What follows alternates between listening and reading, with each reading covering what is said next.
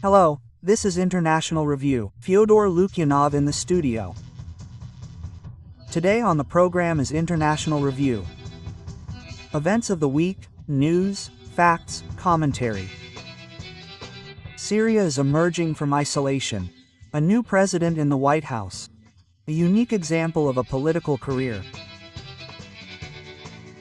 New sanctions against Russia. Trump has carried out his threats. The next step is up to Europe. Telephone fraud. The experience of Southeast Asia. Materials from our program. U.S. Secretary of State Marco Rubio recently unexpectedly responded to calls from European allies to tighten pressure on Russia. The U.S. sanctions, he says, have ended. There is nothing left to impose that will have an effect. Measures against Rosneft and Lukoil have created some confusion in the businesses of Russia's largest oil companies. They have created it. What more do you want from us? Then do it yourself, if you need it. A sly fellow, a European. Rubio is considered one of the main skeptics in the Trump administration regarding Russia, but he readily teases the Europeans. And this is not difficult. After all, the situation in the European Union is nervous. Where can we get money to support Ukraine, which needs more and more? The Americans aren't giving it anymore. They don't have any of their own. And hopes for the confiscation of Russian assets have been thwarted by the fear of unleashing a genie that will destroy the entire financial reputation of the EU. Several clever schemes have been devised to circumvent legal conflicts, but everything is still shaky.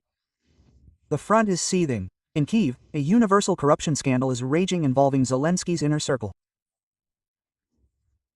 Trump is somewhat bogged down in his own troubles at home.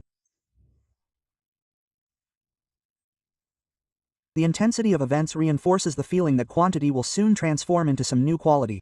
Crescendo. The topic that recently arose at the instigation of Washington adds to the tension. The resumption of nuclear testing. What did Trump mean? It hasn't been clarified, but everyone is now perceiving it based on their own imagination. My colleague Sofia Sergeyeva has a unique experience. A year ago, she visited the very same new land where Russia will conduct a test if the US does one. Sonia couldn't ignore the news.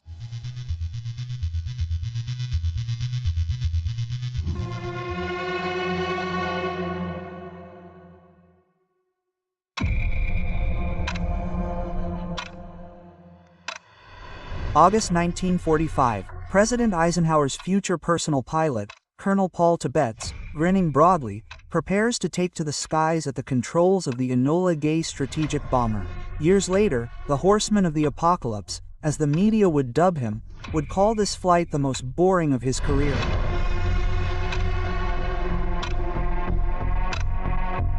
The bombings of Hiroshima and Nagasaki sent a clear signal to the Soviet leadership. In the event of escalation, the USSR would be next. The time had come to accelerate the atomic project. Laurent Tiberia took up the matter. The entire leading Soviet scientific community was enlisted in the work. Yov, Kapitsa, Kurchatov. A secret laboratory was already operating in Moscow at that time. Work on uranium was underway, but plutonium was the preferred material for the first bomb. Plutonium is an interesting element because it doesn't occur naturally. It has decayed almost completely. It can't be mined like uranium, but it can be manufactured. And it can be made by radiating uranium in a nuclear reactor.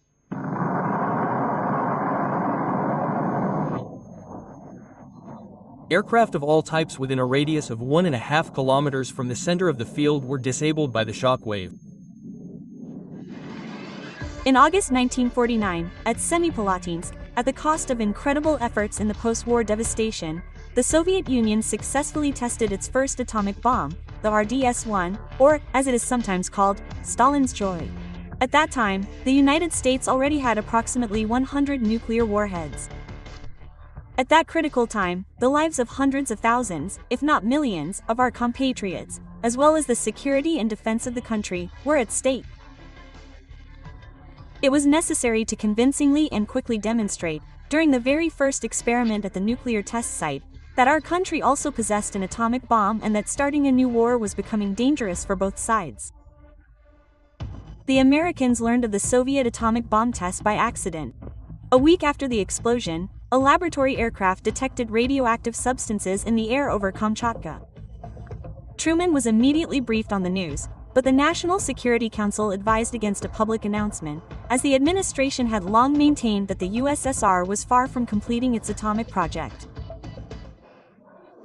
8 meters long, 2 meters in diameter, and weighing 26 tons, the entire world came to know this AN 602 device as the Tsar Bomba after its October 1961 test on New Earth. It was the most powerful explosive device ever tested by humanity.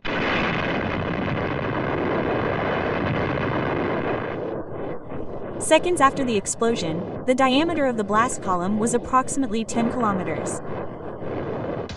Even though some of the uranium components were replaced with lead, having the calculated yield, the shock wave from the explosion circled the Earth 3 times. Such a bomb could only be tested in one special location. Soviet specialists joked that New Earth seemed to have been specially created for the tests. The terrain, the archipelago's remoteness from the mainland, and its deep water bays and inlets made it possible to conduct 132 nuclear explosions there. Their combined yield was 94% of all those produced in the USSR. My colleagues and I captured this footage on Novaya Zemlya last year. Since then, no journalist has set foot on this highly restricted archipelago facility in the middle of the Arctic Ocean. This was 1987. This is an argon experiment. This is an explosion, not a nuclear test, but a kiloton explosion. And they studied the damaging effects of an airblast wave. Alexander Felixovich Zhuravlev served at the Central Nuclear Test Site of the Russian Federation for 18 years. He witnessed its ups and downs, going all the way from test engineer to deputy head of the nuclear test site. He got married here, raised a daughter, and participated in 8 full-scale nuclear tests. We were firmly convinced that we would never, ever use weapons. One of my colleagues defended his dissertation on the damaging effects of a nuclear explosion. He calculated and developed various proposals. And someone from the dissertation council even said, "Well, great dissertation, you did everything well. So, what are the destructive effects of nuclear weapons? Well, who will use them when?" Quote. We met there last year and in LVOV. Someone said it was no longer relevant, but it has become relevant. The last nuclear test on the archipelago took place in the early 1990s. After the moratorium was imposed, the test site almost closed, but the Novaya Zemlya residents managed to defend it. Today, the Russian military tests advanced weapons systems here. Even after we signed and began adhering to the Comprehensive Nuclear Test Ban Treaty, we realized back then that, well, nothing lasts forever and the test site needs to be maintained in readiness. And when we started conducting non-nuclear explosive experiments there in 1995, everyone understood that we needed to maintain and transfer the algorithms for conducting full-scale tests, because time marches on. Well, at best, 30 years have passed, but the technologies and algorithms have been preserved and are being transferred. Alexander Felixovich is skeptical of Donald Trump's bold announcement about the possible resumption of nuclear testing within the next 2 or 3 years, saying it seems like more hype. But even if that were true, Russia would need about a year to resume its testing. He himself remembers several mining adits ready for operation: Sufi Sergeyeva, Dmitry Shestukin, and Anton Danchenko. International Review.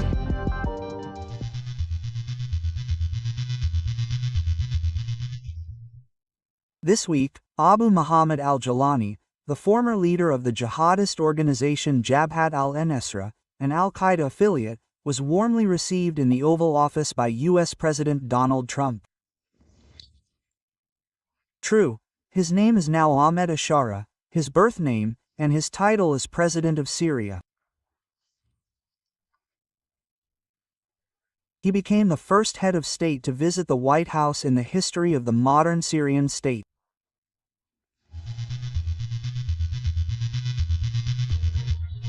There are at least 2 versions of Abu Muhammad al-Jawlani's birthplace. According to one, he was born in 1981 in the Israeli-occupied Dutch Heights, which is unlikely. According to another, he is a typical member of the intelligentsia.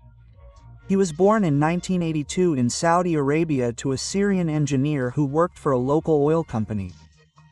His father is a respected man, the author of books and manuals.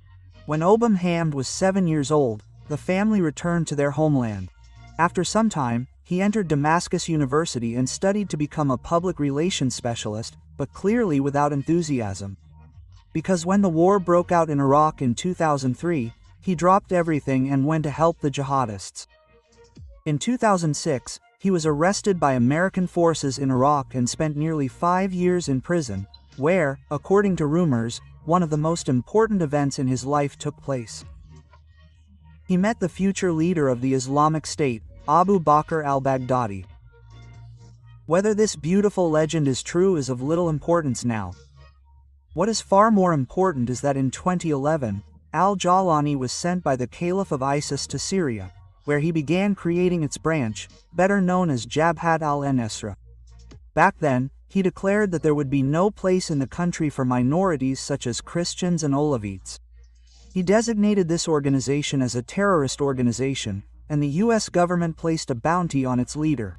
But after the defeat of the jihadists in Syria, everything changed. Al-Jawlani ended up in Idlib, where he decided to rebrand himself. From the remnants of several groups, he assembled a single organization, Hayat Tahrir Asham, or the Organization for the Liberation of Levant, and here he diverges from the other terrorists. Moreover, where Hayat and Tahrir Asham maintained order, the most active militants who refused to submit were at times even subjected to repression. Al-Jawla's goals have not changed. While previously the focus was on building a single caliphate to unite the Islamic world, now the objectives have narrowed. A specific ruler, Bashar al-Assad, was declared the enemy, and the goal was the liberation of Syria. This opened up broad opportunities for cooperation not only with the Turks but even with the Israelis. Al-Jawla's transformation was not immediate. Even his appearance changed as he spent time in Idlib. And on the eve of Assad's overthrow, he abandoned his jihadist nom de plume and revealed his real name, Ahmed Shara. Islamist methods for building a new Syria have also already been tried and tested. Hamas used something similar to combat the more secular and corrupt followers of Arafat in Palestine. Simply build a functioning welfare state. Fight corruption, healthcare, infrastructure, and education. As a result, according to some sources in Idlib, all of this was better organized than under Assad. Furthermore, Ahmed al-Ashara had already earned a reputation as a liberal among jihadists. In the territories under his control, he allowed men to smoke and women to unveil their faces. This is astonishing. Just a year ago, al-Ashara was not just a non-status in polite society, but an officially recognized terrorist. How did he manage to move from a secret hideout somewhere in northern Syria to the White House in that time? It's unclear. I suspect it couldn't have happened without some very professional advice. But self-discipline and strict adherence to advice and recommendations are also important, and, frankly, he was very lucky. If Trump hadn't become president, no one might have rolled out the red carpet for him. Jawad Mava lives in Belgium, although he is originally from Syrian Kurdistan. The drawing is called, "The Al-Jawlani Government Joins the Coalition Against the Islamic State." The militants' sleeves bear the names of various terrorist groups. Kenetosh is from Nigeria. The story of how the rejected becomes a cornerstone. On the left, before Al-Jawlani, there is a $10 million reward. On the right, there is a modern-day ball. Kamal Sharif is from Yemen. In basketball, there is a term called slam dan. This is when the ball is scored into the basket with a powerful slam dunk. Here, the arm is in the colors of two flags, and the ball itself is in the colors of the Syrian flag. Shahid Atakula is from Afghanistan. However, he now lives in Switzerland. Otherwise, he would hardly be able to draw. The drawing is called "In the Shadow of His Patron." No comment is needed.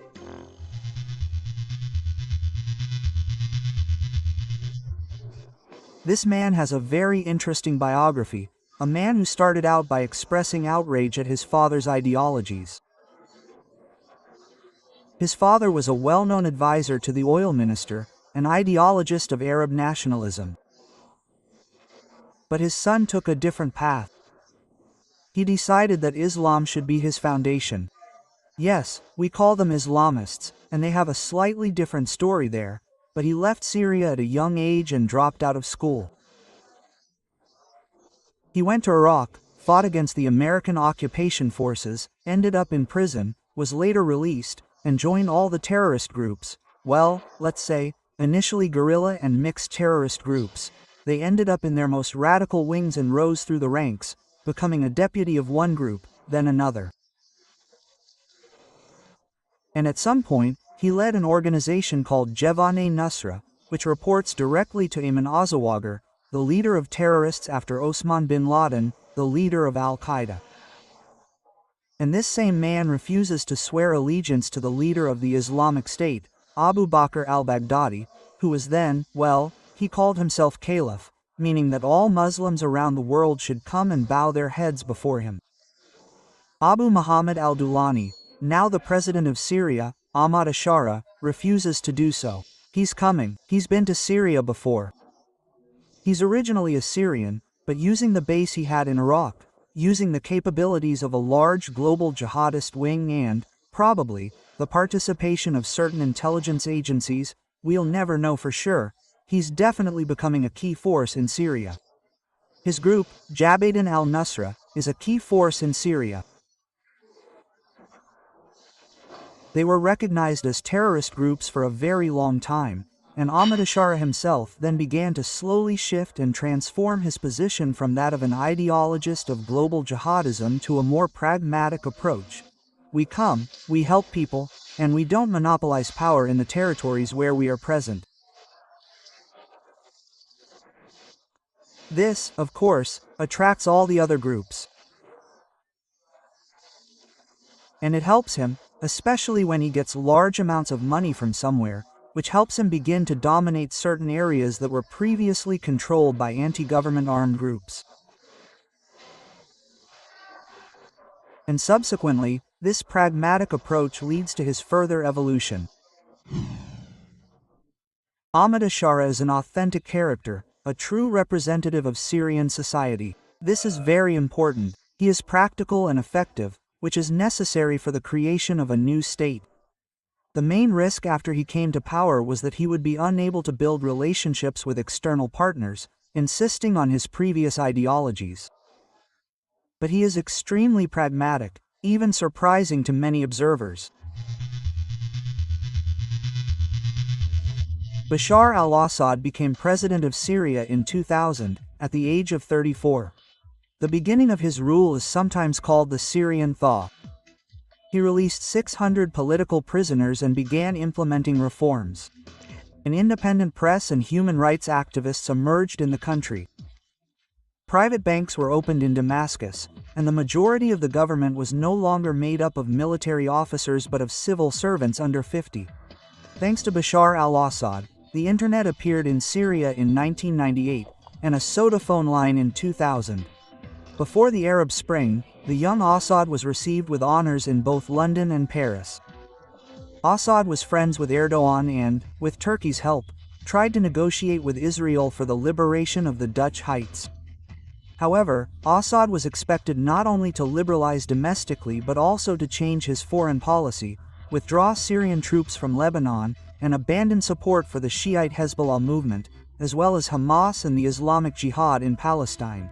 At the same time, the old guard, on which the young president relied, had no intention of relinquishing power. In February 2005, Assad was accused of orchestrating the assassination of Lebanese Prime Minister Rafiq Hariri. Under Western pressure, Syria withdrew its troops from Lebanon. In response to increased Western pressure, Bashar al-Assad began cracking down on dissent and strengthening traditional ties with Iran and Russia. Political and economic reforms were halted. When the Arab Spring began, Assad had only two allies, Russia and Iran. Thanks to Russian support at the UN and military intervention in 2015, Syria retained its statehood, and Bashar al-Assad retained his presidency. The great political and religious conflict in the Middle East, of which the Syrian civil war is a part, has given rise to many extreme Islamist leaders. Paradoxically, it was Ashara who essentially achieved international recognition for what all the others, far more radical and outspoken, were fighting for. He wasn't as outspoken, but he was always smarter. He knew how to moderate the ardor of himself and his allies in order to begin winning the population over to his side. And this allowed him to attract regional powers, Turkey, Qatar, and others, to his side.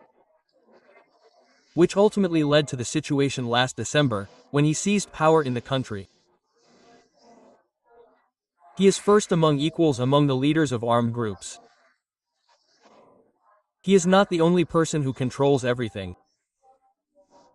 But all the leaders of the armed groups decided that they trusted him, to lead them. Today, as long as he serves the interests of these armed groups, he remains in power. I believe his main task now is, of course, not just consolidation and growth within the country, but also international legitimacy.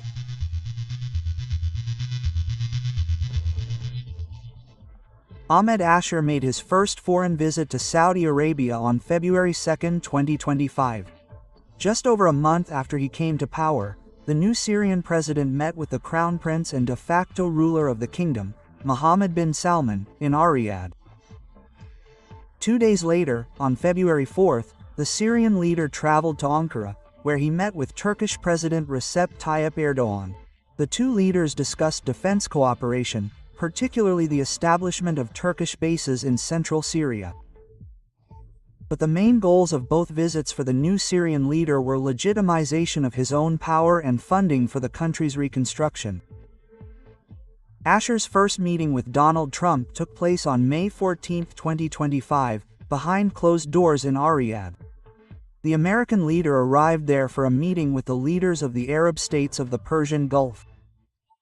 On the eve of May 13, Trump announced the lifting of sanctions against Damascus, which the U.S. had been steadily lifting since 1979, when the Carter administration declared Syria a state sponsor of terrorism.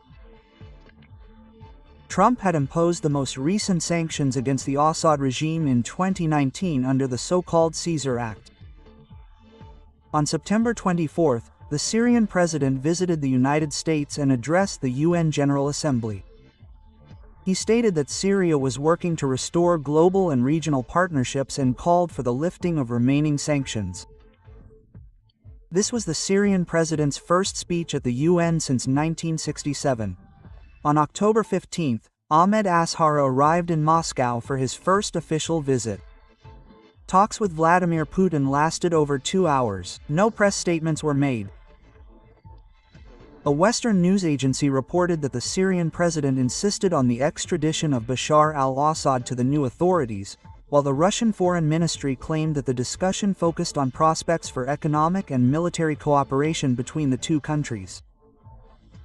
On the night of November 7, the UN Security Council voted to lift sanctions against Syrian President Asher and his Interior Minister, Anas Khattab.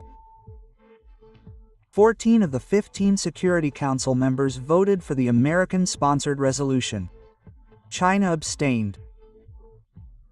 Asher, formerly known as Mohammed al-Jawlani, and his close associate had been on the UN sanctions list since 2014 for their involvement with the jihadist group Ghayrir al-Asham.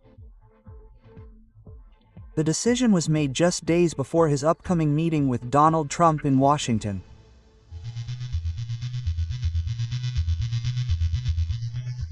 He managed to position himself in a position where regional players were forced not only to tolerate him but to invest in him. And I think this was the highlight of his career. But he himself has also changed. That is, he himself decided to change his approach and be willing to at least publicly acknowledge his position. We don't know what's going on in his head, but we know that and one more thing is very important, he doesn't come from some random family.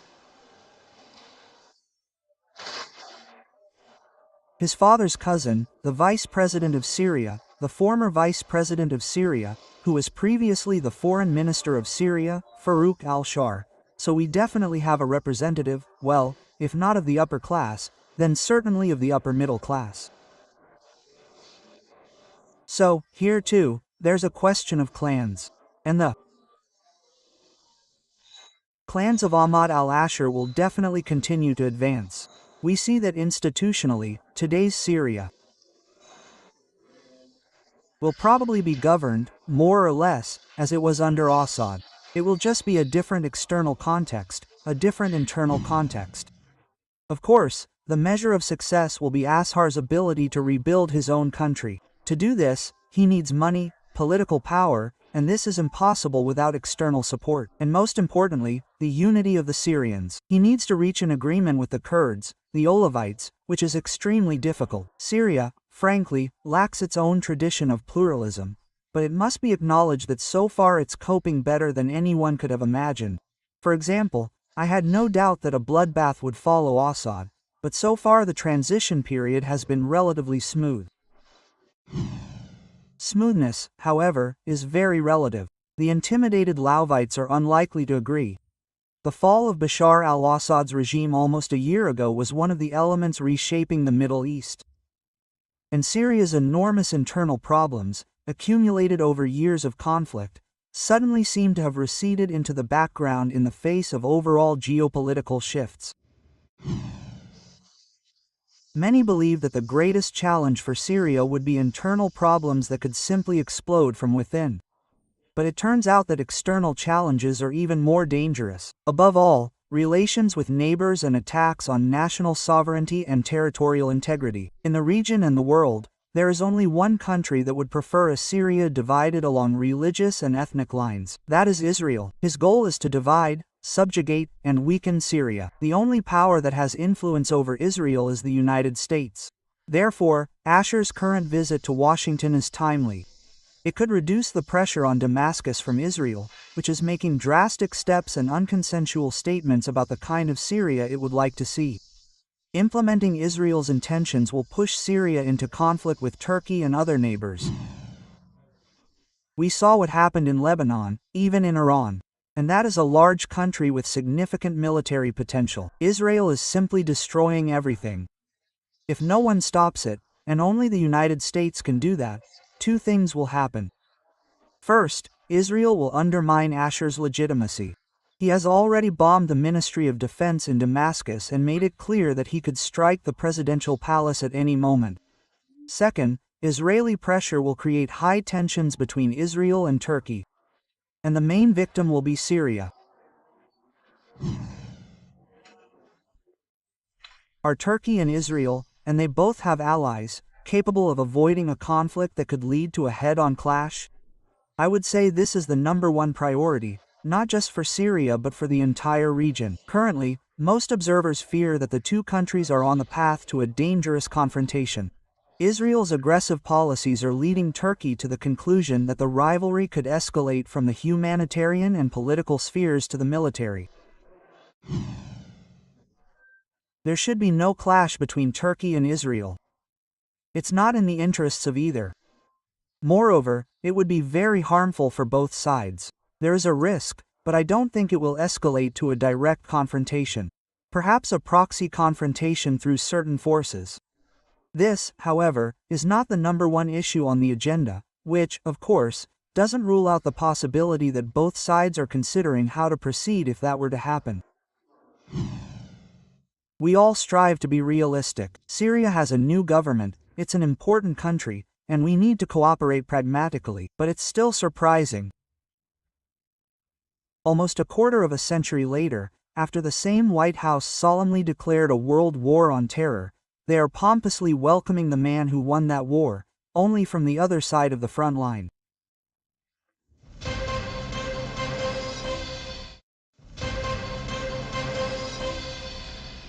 The challenges and threats of the modern world await us at any moment, anywhere, and most importantly, from anywhere. What's this? Hello? Fyodor Alexandrovich. Yes. Hello. This is the person in charge of the building calling you. They're changing our intercom tomorrow. Please tell me how many keys you need, and you'll receive the code shortly. Please, let me know for verification. These scammers are really getting on my nerves. Have they contacted you about the intercom too? Or some other everyday need, but be sure to provide the code. Be vigilant. Cyber fraud, based on the theft of personal data and its illegal use, is a real scourge worldwide. They've even coined a new word for it. Scamming. Forgive me, Lord. Scamming is a type of internet fraud that uses deception and psychological manipulation to trick victims into giving up money and personal information. The term itself derives from modern technology and the internet, which have provided new opportunities for modern-day OSTAP vendors. Scams can range from simple email campaigns and the establishment of trust to the use of phishing scams, i.e., fake websites, and specialized equipment installed on ATMs to steal money. One of the most common examples is a letter from a Nigerian prince. Under the guise of a cover story, the scammers ask the recipient for help in completing a monetary transaction for a substantial percentage. However, the recipient must first pay a small fee to complete the transaction. Subsequently, under various pretexts, they extort ever larger sums from the recipient. For example, the mythical Nigerian Prince Obaliki, popular with scammers, was included in Forbes magazine's list of the richest fictional characters in 2006. The editors estimated his fortune at nearly $3 billion. Another example of a modified scam is cited in a New York Times article. Israeli cybersecurity company CLIR Sky reported that North Korean hackers posing as HR employees at Bong Corporation sent a message to a senior engineer at an Israeli state-owned company that produces weapons for Israeli military intelligence. The hackers communicated via the social network LinkedIn. A fake profile was created on the social network under the name of Dana Lob, a real Boeing employee. Israeli intelligence agencies managed to prevent the theft of money and classified information. In Ukraine, approximately 350 to 400 fraudulent call centers operate against Russia. According to some reports, about half of their income goes to funding the Ukrainian armed forces. Dnipropetrovsk is considered the capital of Ukrainian scammers. Most users generally believe they can detect fraud at an early stage. However, a simple experiment from the RuNet shows otherwise. You receive an email with the text, "Invoice for the delivery of Apple products. Please confirm receipt," quote, and a link to download the file. Of all recipients, almost half opened the email, and 10 downloaded the file, which could actually be anything: a virus or a program that steals data, or even hijacks control. Of course, there are many more types of scams. Almost all of them exploit human psychological weaknesses. As for penalties, financial fraud in Russia is punishable by a fine of 120,000 rubles or, in the maximum case, imprisonment for up to 2 years.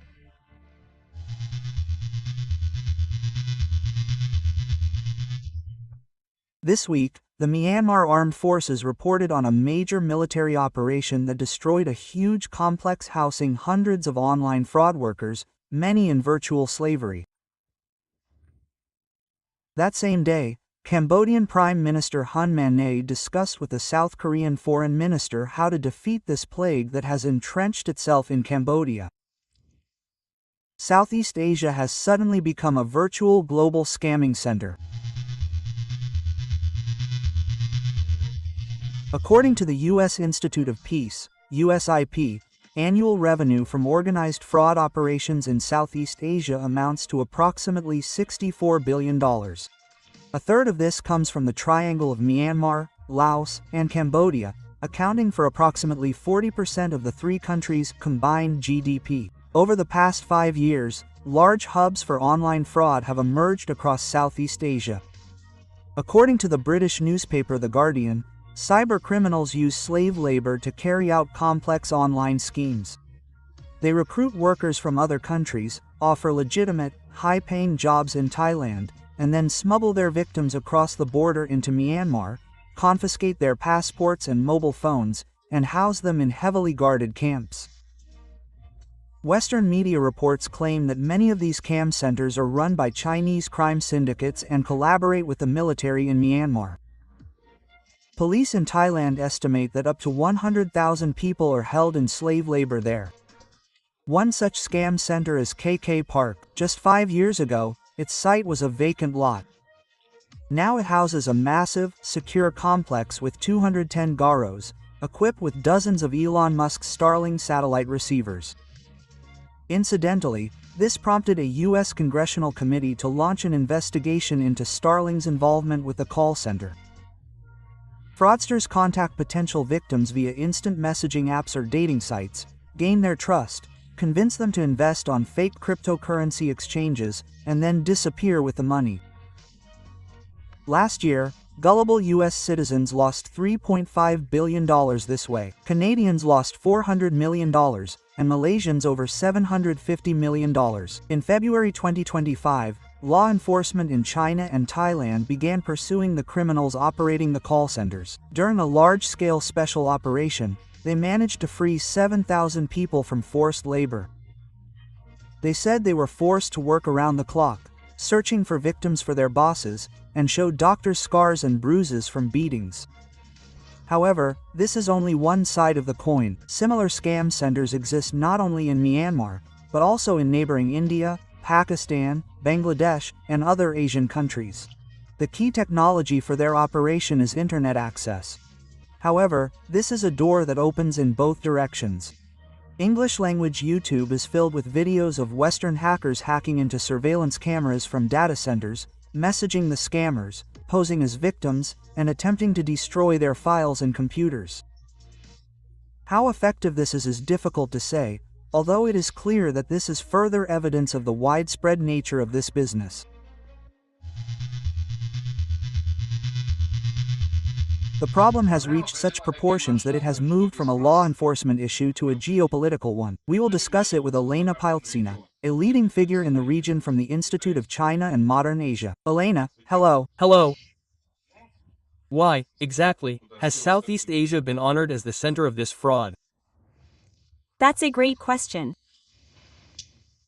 A number of factors influence this. It's not because Southeast Asia is home to the most notorious scammers, but because, firstly, if we look at the geography of the centers, they are countries with very high levels of corruption. Cambodia ranks 158th in the world. Myanmar ranks 167th. Laos has achieved a better position at 120th. But nevertheless, this creates a very favorable environment for this business to thrive. Deal can be reached. Everything. Deal can be reached. The second factor is that this region was a traditional gambling hotspot, where Chinese tourists flocked, where it was prohibited.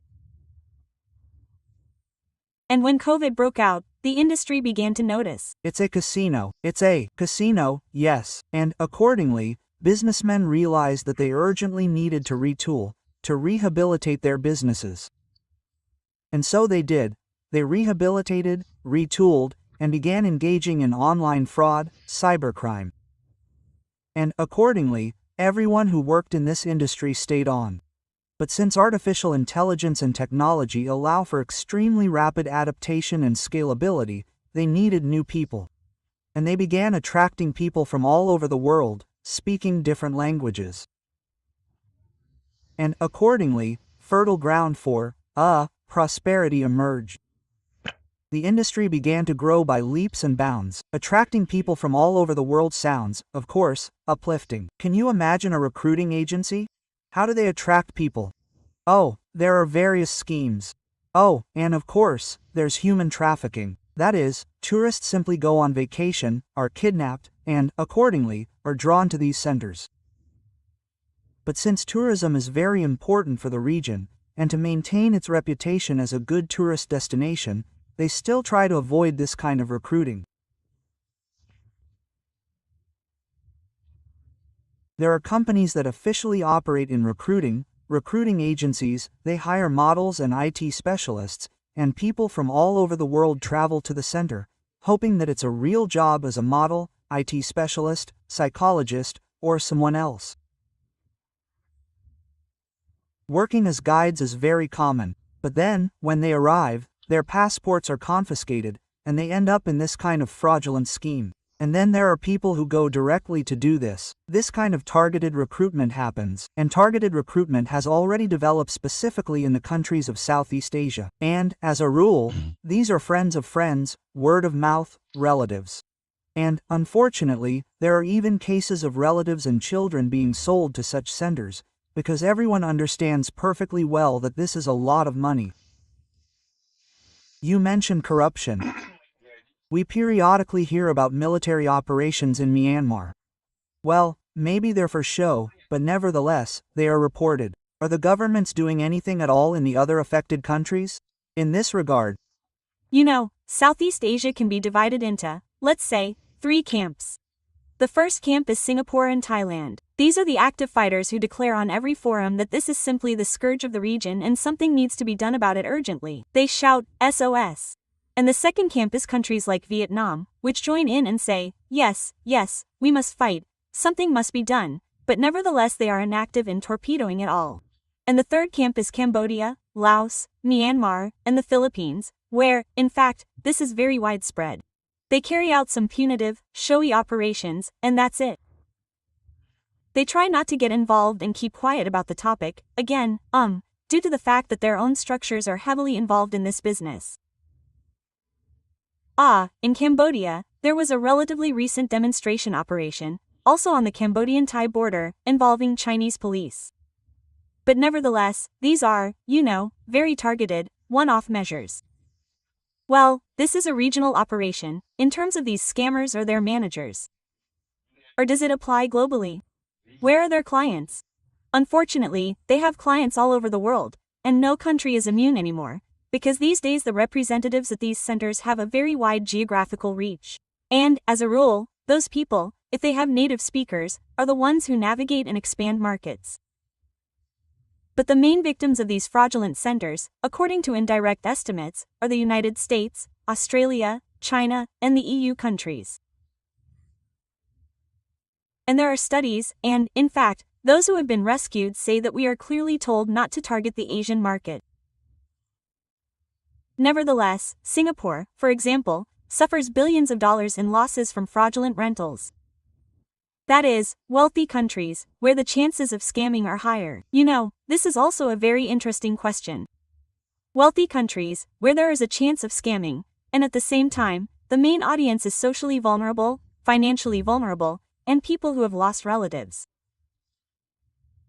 So, all this is collected on social media, quickly analyzed using artificial intelligence, and, accordingly, victims are selected.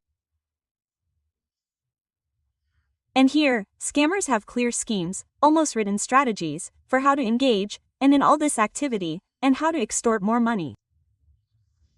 You mentioned 2 giants that are affected, China and the United States. Well, first of all, China, a neighbor, a hegemon, one might say, a regional one. Are they doing anything about this? Oh, yes, they have initiatives, joint initiatives with the ISAN region as a whole. Moreover, they very often send their police units, which greatly concerns those around them about the presence of Chinese law enforcement agencies in Southeast Asia and their expanding presence. So, this is becoming a platform for confrontation with other great powers in the region. And the Americans, of all people, are most concerned about the presence of Chinese law enforcement agencies and their active participation in China's initiative. And, of course, the Americans claim they are the only player that can ensure security. They have all the technology, they have giants like Meta, and they can guarantee and should dominate this area. And so, this completely unexpected platform for confrontation between 2 giants, the US and China, emerges. So, the natural question is, does this even concern Russia, or do we have, so to speak, other counterparts in the sphere? We have other counterparts, and we are surrounded by such fraudulent centers on the other side. Nevertheless, in my opinion, Russia could promote its presence and its interests. Moreover, since Russia has comparative advantages in the IT sector and IT security, we could also act as a kind of balancer for the region in this matter. The most important thing is to be on guard. That's for sure. Thank you very much. Our guest was Elena Piltsina.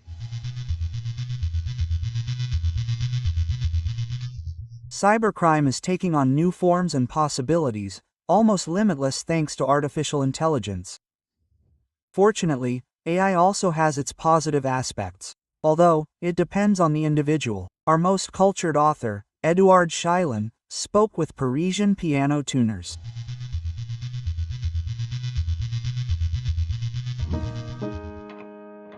New technologies are increasingly permeating our lives. Once familiar professions are becoming a thing of the past. But if theater begins with a coat rack, then music begins with a piano tuner. For a piano, this process takes several hours. A tuning key, a tuning fork, cloth tape, and reverse tweezers. These are all the tools. The tension of each string ranges from 70 to 180 kilograms, and there are more than 200 of them.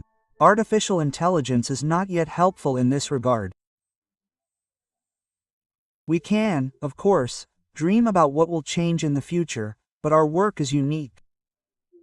Each instrument has its own life, and the approach to each is strictly individual. Nevertheless, changes are coming in other areas of music. Modern technologies increasingly focus on imitation or simplification. File sharing has become accessible to everyone. Mobile phones allow us to record concerts on video, and streaming audio from speakers provides us all with dynamic playlists to suit our mood. Artificial intelligence, a potential threat or a new creative tool. It has transformed the way music is created and opened up limitless possibilities for creators. However, millions of people around the world depend on the music-making process, and content generated by artificial intelligence could threaten their future. The courtyard of the Rachmaninoff Conservatory. French and Russian speech here echo with the sounds of music. A monument to Sergei Rachmaninoff is the first thing that greets visitors, and there are many.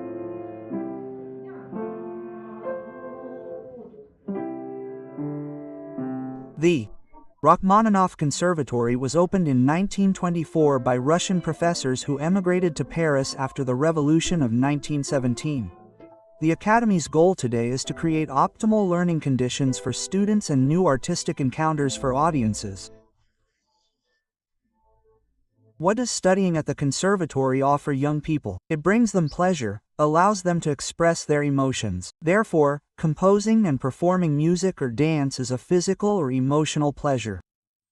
Artificial intelligence cannot replace this, because then the world would be unemotional.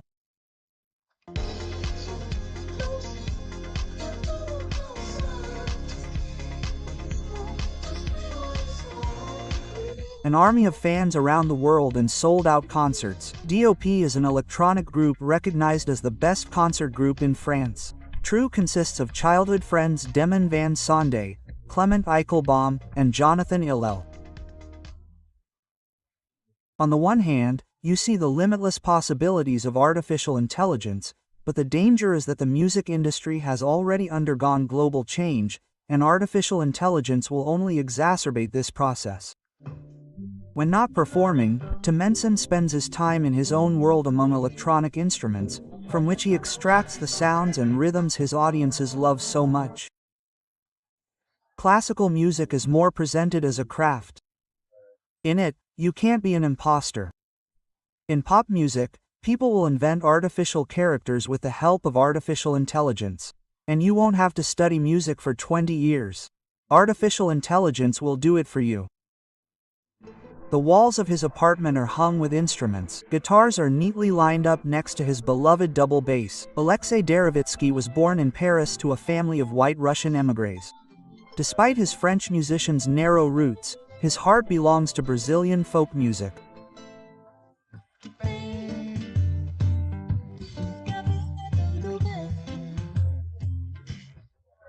I think artificial intelligence will help us enrich our knowledge, but it cannot compete with the knowledge of our ancestors, passed down from generation to generation, with its aroma, with the human spirit, because artificial intelligence is perfect, while humans possess that small imperfection that gives all the power to musical works created by people. Today, only in archival footage can you see a cab driver, a chimney sweep, or a lamplighter. In the near future, many other professions may disappear, which is natural. No one knows what music will be like in 100 years. But as long as it plays, there will be tuners. Even artificial intelligence needs tuning. Édouard Scheilin, Paris, especially for international viewing. This was an international review. See you there.